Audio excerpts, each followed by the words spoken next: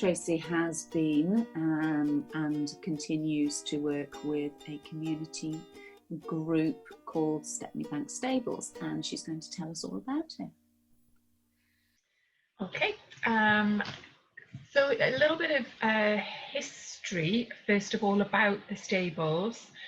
It is an inner city charity for children and young people, and it was created within a centre of part of Newcastle called the Ousburn, which is very close to the city centre, but also is surrounded by areas of quite deep deprivation.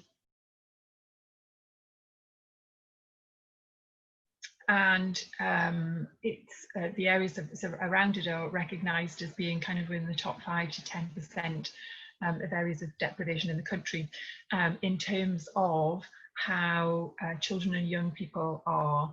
So part of that is about financial, but it's also about whether or not they attend school, their attainment levels, whether or not they have enough food to eat, kind of how their families are made up, etc., etc. There are lots and lots of indices that go to make up that that kind of deprivation statistic. The stable started actually being part of a farm, and which is just over the road from us in the middle of the city. And many years ago, kind of in the 90s really, the stable separated from the farm to become its own a charity in its own right. And both the stables and the farm use the power of animals to work with children and young people. The farm is still doing all of that.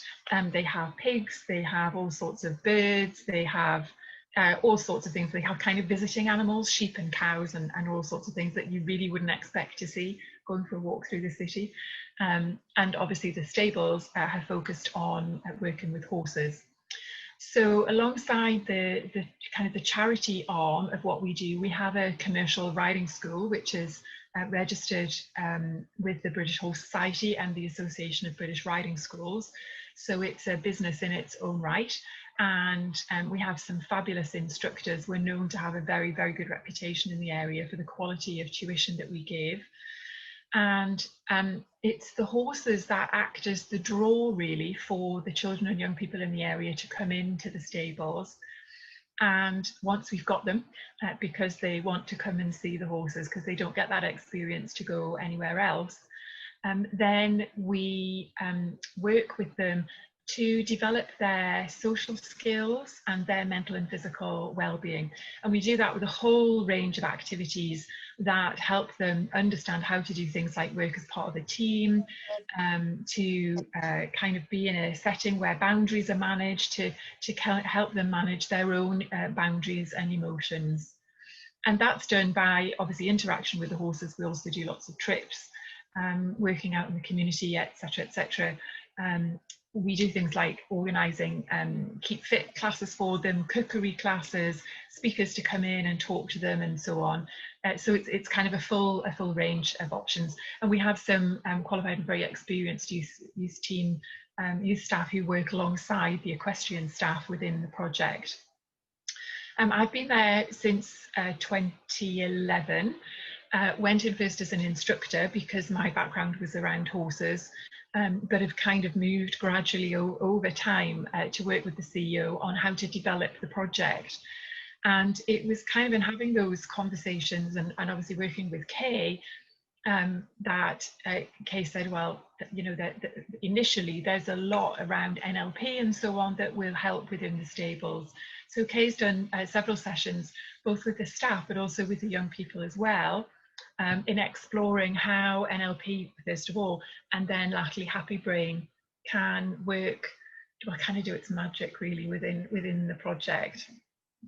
So this year we've really taken the bull by the horns, and Kay very kindly allowed us to run the online Happy Brain programme exactly as you've experienced. Well, no, not exactly the same, because it's never the same twice, but as you've experienced it with the modules, and then the zoominars as well for all the staff.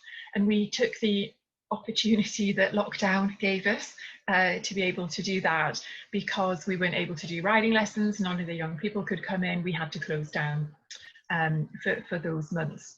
So Denise, the CEO, is pretty clued in about stuff like this and always looking for opportunities to do things, to develop. So she said, she gave us the goes ahead and said, yeah, absolutely, we'll do the training. So that has been delivered, and at the end of their training, all the staff were asked to write up a little project about how they would actually implement Happy Brain within what they do. Now, it was quite non-specific about not necessarily what you do at work, and I just kind of wanted to see what they would make of it and how they would start to interpret it. It's similar to the question that Kay asked you earlier about, yes, this is a tool that you can use with other people, with young people, etc., but it's also about helping us explore how we respond to things, what our triggers are, how we can do things smarter, etc. As with anything, there are some staff who didn't take to it so well, were a little bit overwhelmed by it, but nevertheless kind of stayed the course and worked through it. And there have been others, mostly others, who have just been like huge sponges and soaked it all up and said, this is so exciting, this is really what we want to do, can really see the application, etc. So we've got the projects back, and my job after the end of the school holidays, because you can imagine school holidays is a really busy time for us, is to go back and work with them a little bit more on their projects and just really help them with the application of their knowledge, learning and understanding. But we haven't kind of been waiting for the end of the holidays. In the meantime, the staff love coming to me every time I'm in and saying, oh, you're not going to believe the conversation I've just had with Susan or whoever. She was really worried about doing something or other, and I listened to what she was saying, and I worked out which part of her brain was driving her behaviour, and we did this exercise, and now she's okay, she's prepared to take it on and she can do it. And they're so excited because they're able to really use everything that they've learned. And it's even sort of started to just become part of their natural psyche now. We're always having conversations in the office where somebody will say something about, oh, I just can't do that. And somebody somewhere in the office will say, yet? And then we all laugh because we kind of recognize what we've been doing. And so it's kind of becoming really embedded as part of what we do and who we are. We're just about to incorporate Happy Brain into our training for our young people who come in and join our equestrian and activity club. So they have to work through some equestrian training so that they're safe to be around horses, because many of them come without any knowledge or experience of horses. So without saying, and here comes the Happy Brain bit, we're talking about the language that we use, we're talking about doing the grounding as Kay did with us at the beginning, the exercises that we can use, how we set all of that up, how we meet their needs, how we recognise where they're at, and really using those calibration skills amongst that. And so I'm really excited to see how that starts. It'll be with our next cohorts, which start probably in October. I'm really excited to see about that. We've used it as part of the interview process for some new staff who've been appointed recently. So talking about Happy Brain and using our knowledge and understanding to ask really cleverly targeted questions within that interview process, again, without saying, I want to ask you a Happy Brain question, but kind of using it as part of that process. We are having, or we will be having from a couple of weeks' time, regular staff meetings, which we use as team building, but again, it's all about working out how we can use Happy Brain even more as part of what we do. How can it inform our marketing? How can it inform the work that we do with schools? How can it inform everything that we do from the minute the customer walks in the door? All of that sort of stuff. So it's about having it as a practice, I think, really, as a which becomes part of us. And we've over the summer holidays, we took part in a project that Newcastle City Council ran called Summer of Change, and it was a district-wide project, and we, along with lots of others in the kind of Biker and Newsbourne area, invited lots of young people to come into the stables, and they did all sorts of things: riding, grooming, doing some craft. And we also had a kind of a personal development type session. And we did things like they went on a sensory treasure hunt. So they were asked to find something that they thought smelled nice. And, you know, well, what's that like, smelling something really nice? And does it smell the same to you? And, oh, so that smells different. That doesn't make you feel happy. That makes you feel. So just kind of exploring all of those things. And we also did another exercise, which Kay had actually put out on Facebook, and Maddie, one of our youth workers, picked up on, where we used the alphabet, and they found one feeling that they had felt beginning with each letter of the alphabet about being locked down. And so it allowed us to explore some of those feelings, and a group of children who didn't know each other before they came together were able to say, oh yeah, I felt like that as well. Oh, that's a really good one for that letter. I hadn't even thought about that, but yeah, that was me too.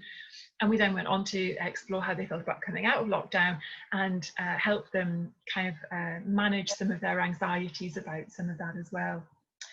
So we're on the whole kind of working towards becoming a Happy Brain Centre of Excellence. And that kind of exploration is sort of in the making, really, along with the licensing and so on, about what does that actually mean. But I think we're quite clear that it's not just about having a bit of paper that says, you know, yeah, we've ticked the boxes, fantastic. Yes, we have to do that. It has to be like that, because that then gives us the credibility. But it's about making it real. It's about that application. It's about that being part of who we are and everything that we do within the project. Because the more we can influence young people, especially our 8 to 11s group, in terms of their own development and their own kind of ability to recognise their own place and state and where they are, the better it's going to be for them as they get older. And I'm just so excited to see how things develop, but also kind of seeing the results coming through as well, with the young people. And you know, it is fabulous to be able to say, when we're contacting schools, to say, you know, we're all happy brainers, because not only does that spread the word, but it also it kind of gives the schools a real I'm going to use the word hook, although I don't think that's quite what I need, but that kind of, so they kind of know what they're talking about in there then. It kind of gives us that real feel of credibility apart from anything else. So Stephanie's a kind of at the forefront of all of that pioneering stuff, and Kay and I have also done some work with Hexham Youth Initiative, which is a similar project. It doesn't work with horses, but it has exactly the same sort of values, and in terms of what it wants to develop with children and young people in the area. Unfortunately, March the 23rd came along, and that had to stop.